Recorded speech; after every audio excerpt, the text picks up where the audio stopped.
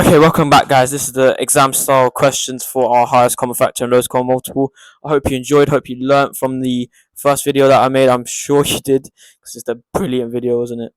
Um, so, okay, now we're looking at exam style questions. Let's get serious. This is the business end. This is what makes you get these grade 9s, gets you the high grades that we need you to get. So, let's just get straight into it. No more waffling. Let's go. Two buses, bus A and bus B, both use the same bus stop. Bus A runs every 10 minutes, bus B runs every 14 minutes. Both buses are at the bus stop at 11 a.m. What time will both buses next be at the bus stop? So this is a classic lowest common multiple application that examiners love to use. And the way that, if I was doing my GCSEs again, I'd look out for it is, it says, what time will both buses next both be at the bus stop?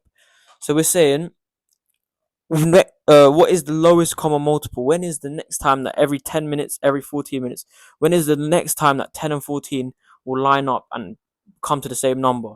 So it's very simple. It's the lowest common multiple question. So we do our 10,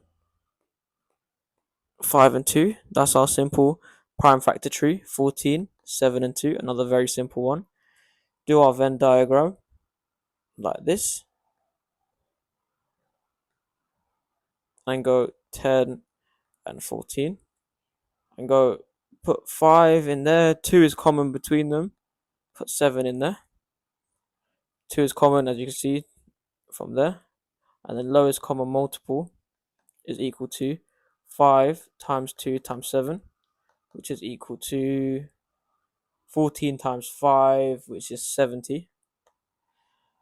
This means, as you can see, we're working in minutes here. So these are 10 minutes and 14 minutes. So then the lowest common multiple is 70 minutes. So that means 70 minutes after 11 a.m., which makes this 12:10 p.m. Okay, looking at the next one. This is a continuation on the next question, on the first question that we did. But this was looking at 3, so we haven't looked at 3, so don't get confused. Just keep your head, lads, and you'll be fine. We're going to get through this one. So, light A flashes every 5 seconds, light B flashes every 6 seconds, light C flashes every 7 seconds. All 3 lights flash at the same time. Work out how long it will take for all 3 lights to flash at the same time again. So, again, we see this vocabulary same time again. We're looking into the future. We're looking at lowest common multiple. We're looking at when is the next time that these guys will share a multiple. So when is the next time if you wrote out all the multiplications, so 5, 10, 15, 20, and you go for 6, 12, what type of 12 is it? 18, 24, etc., etc., and for 7 as well, 7, 14, 21, 28. When is the next time these values will be equal? That is basically what lowest common multiple is trying to teach us. So we're looking at it. We're gonna go in with work out how long it'll take. So yeah, so we just do the lowest common multiples for 5, 6, and 7. Obviously, 5 is just a prime factor anyway. It's got nothing that it can be divided by. Same as 7. But this one can be broken down into 3 and 2. And we're looking at a 3-way Venn diagram.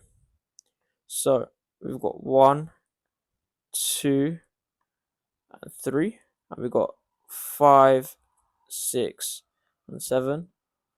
So we've got 5 here. 3 and 2, nothing's common there, and 7. But lowest common multiple doesn't matter. We don't times the intersection, we times all of them together, remember? So 5 times 3 times 2 times 7. 5 times 3 is 15, times 2 is 30. 30 times 7 is 210.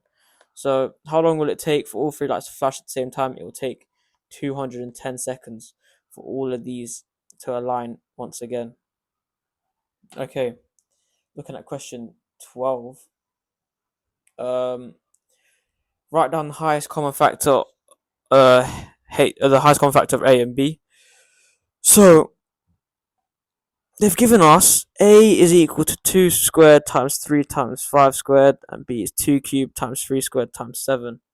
So this is just simply, they've given us our prime factors. So if we were to go to a, they're basically saying, oh, 5 and 2, oh, not 5 and 2, oh, that doesn't matter.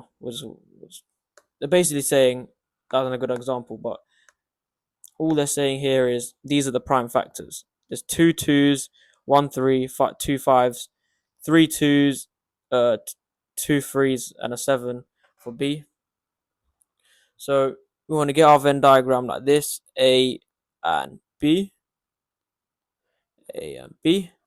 Then we look at them. So there's 2 2s in A and 3 2s in B, which means we can put 2 in common and give a spare one to B. Looking at 3, there's 1 3 in A and 2 in B, so we can put 1 common here and give 1 to B because there's 2 here and there's 1 here. Then there's 2 5s in A, 0 in B, so we give the 2 5s to A. And there's 1 7 in B, none in A, so we just exclusively put it in the B side. Okay, highest common factor, we times the intersection, so 2 times 3 is 12. Find the lowest common multiple of A and B. We've got the Venn diagram already, just times them all together. So 5 times 5 times 2 times 2 times 3 times 2 times 3 times 7. And that is 25 times 4 times 6 times 21, which is 100 times 6 times 21. 600 times 21 is about 12,600. Yeah, 12,600. And that is our lowest common multiple of A and B. Okay. Kenny is thinking of two numbers which are greater than 10. He says that the highest common factor of my two numbers is 7. The lowest common multiple of my two numbers is 84. Write down two numbers that Kenny is thinking of. So, what we do in this case is we take our lowest common. Okay. So we take our lowest common multiple, 84. How's that going? Take our lowest common multiple, 84. Create our prime factor tree. So break it into 2 and 42. 2 and 21. 7 and 3. Put it into A and B. Like this. 2, 2, 7, 3. Then A is equal to 2 times 2 times 7, which is equal to 28. And B is equal to 3 times 7, which is equal to 21. So the two numbers are 21 and 28.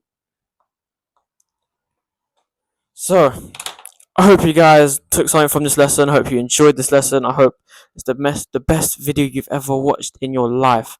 And you're going to subscribe. So, thank you. See you there. Alright, bye.